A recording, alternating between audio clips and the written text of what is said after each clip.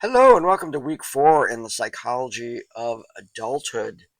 And recording this, I have a little bit of a cold, a little bit of congestion. When you go down south, you'd think I'd, on vacation and relax, come back and get a cold. Great. So I'll try to make it through here without coughing or anything like that. But if I do, sorry, I don't edit these. This is all one shot.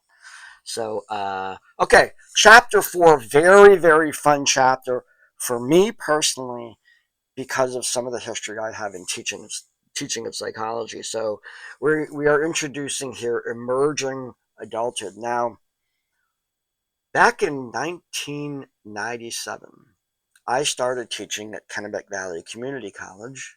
It was actually Kennebec Valley Technical College back then. And I was teaching developmental psych. And one of the theories that I came across, of course, well, I knew about it because I got a degree in psychology, was Erik Erikson's psychosocial development theory, the 8 stages, trust versus mistrust, intimacy versus isolation, that kind of stuff. And I remember saying, we'd be going through that, and then we look at adolescence, where it's identity versus identity diffusion chapter, that'd be stage 5, and then stage 6 would be intimacy versus isolation. And I used to joke, I said, one of these days they're going to stick a stage in there. There's got to be, because we're spending, you have adolescence that begins, right now, right around, you have the tweens, the early, like almost 11, 12, 13, 14, and then beyond. And then people go to college. You're talking about a pretty big stage here of adolescence before we settle down with someone. So, as it turns out, at that very time, uh, Jeffrey Arnett, the creator of this idea of emerging adulthood, was doing his research and in 1999 published his first article on emerging adulthood, proposing that indeed there is a stage in between adolescence as identity versus identity diffusion and stage 6, like a 5.5, that he called incarnation versus impudence. And he felt that it deserved a stage because, for one, it can be any number of years where you have now, this is so sociologically connected, but you've moved from that early adolescence. You're now, let's just for the sake of argument say, you're legally an adult. You're 18. Now, just like we talked about, are you fully an adult yet? At 18, does everything, you get your own house, you get your own, you're paying all your own bills. It really doesn't work that way, right? Not in our society. People can maintain various levels of independence, interdependence, dependence for a period of time while they are still working on some adult aspects of their identity they were working on when they were teenagers. Felt that this was a very, very protracted area of experimentation. Similar, to tell you the truth, when we look at adolescence itself as a stage in life that emerged out of sociological changes that took kids out of the factories and put them into school for mandatory education for a longer period of time, we manufactured adolescence. Now, because of our society's prolonged sense of preparation for adulthood, we now have to make room for another stage. Now, let's look at those words, incarnation versus impudence. Now, incarnation means that during this period of time, you're slowly taking over the various things. Maybe you move back home for a bit, you're kind of doing this sort of thing, slowly taking on the full responsibilities of being an adult, and or you have a definitive plan on how you're going to get there. Now, impudence, on the other hand, is a denial of these responsibilities. I'm going to read this right here. Accompanied by a lack of planning, no realistic goals, and yet an immodesty where they express they're just fine. I read that, and there's 6 or 7 people in my family that I can think of that are stuck right there in their late 20s and 30s, no plan, no adulthood. It's just not happening. They're in an impudence. They got stuck there. It's pretty sad. I'm sure, as I related in the course book, I'm sure as I read that, you're going, that's Bobby right there. That's Sally. She's not getting anywhere soon, that kind of thing. So I think this concept, whether it's going to be a stage 5.5 or not, on the official Erickson model, is kind of irrelevant. We know this stuff is going on. Sometimes it can be short, sometimes it can be long, and we certainly do know people that are stuck there right now. Haven't really taken that on. So, I have a note to show something from the course book here.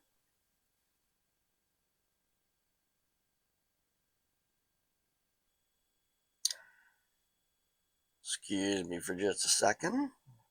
Okay, here's what we got.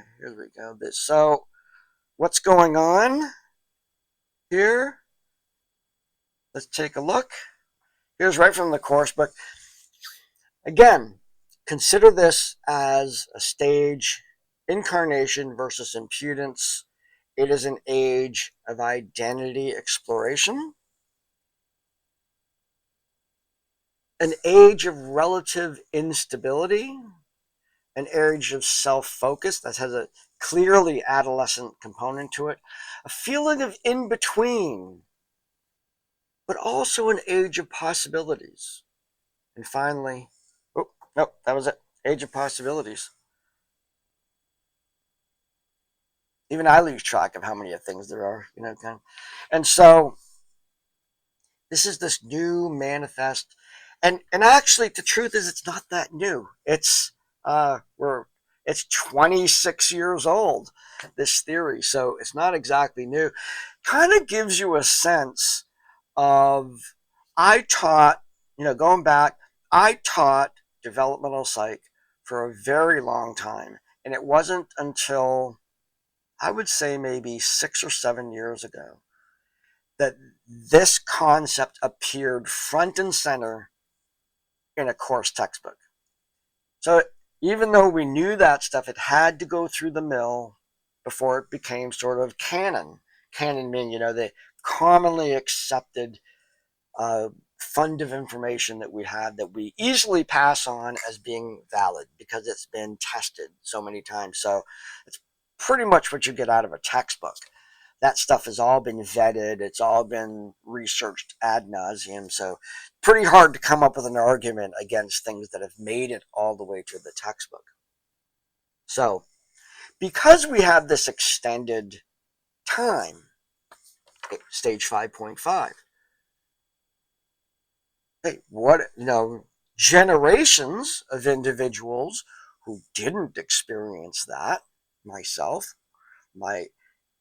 I incarnated fairly rapidly, although certainly not as rapidly as my mom did, and not nearly as rapidly as my grandparents did. But now there's this sort of extended sort of thing. My eldest daughter, who's in her early 30s, is in school for her career. So at 30. So in my world, I grew up, is kind of flippant about this, but you do all your experimenting in your 20s and then you pay for it in your 30s, was sort of the, so 20s was, you kind of do this finding of yourself, and 30s, you're kind of like paying it off, and then you hit the ground running in 40s, 50s, 60s, that kind of thing. But because of this extended time, some individuals are not getting into that stuff, that getting into solving those issues until their 30s. So today is the 30s, what used to be the 20s. Watch the video that I have presented to you for an argument as to why, even though psychosocially we may have changed and we're taking more time, doesn't mean society is playing along with us. It creates some issues in terms of the expectations of people in the world of work. So take a look at that video. I find it very interesting. That's why I included it. Okay, back to my notes here. There's a discussion and an assignment. In the discussion, I want you to discuss the process of adulting.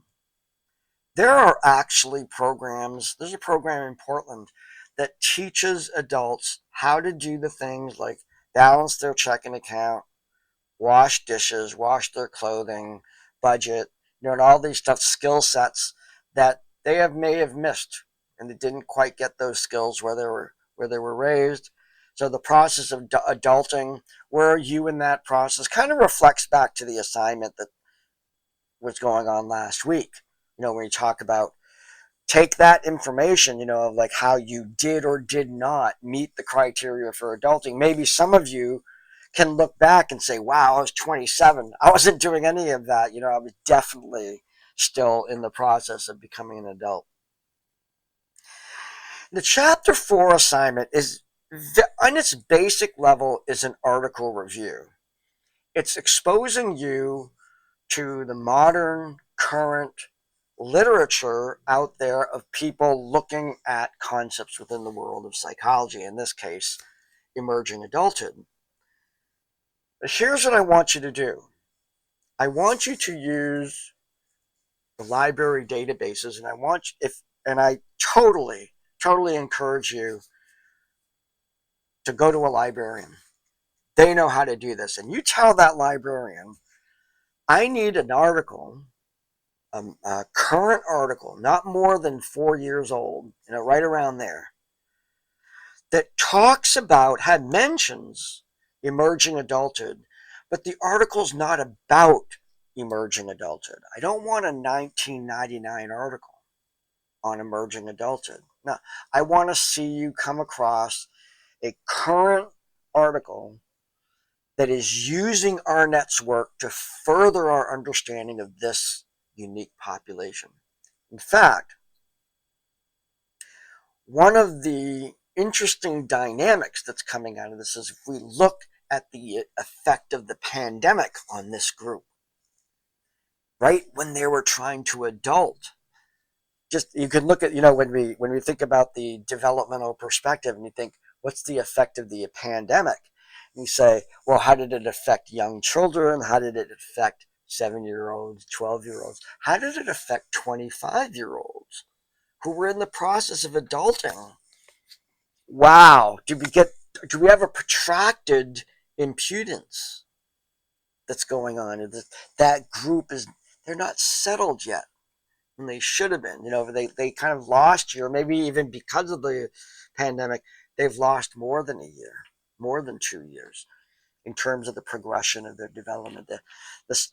Interestingly enough, research talks about this sort of delaying, but at the same time, research in personality actually indicates that we aged in personality. We actually developed personality traits quicker. We'll be studying the pandemic forever. So, just 2 things: the discussion on adulting, and then an article review. And it's clear in the course book title page. What I want you to put in there. Please use bold headings when you go to each section.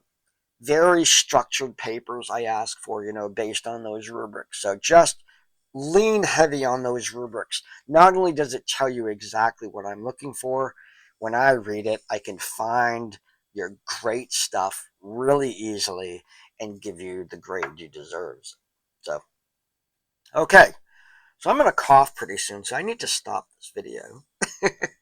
So, have a great week. I will see you online, and take care.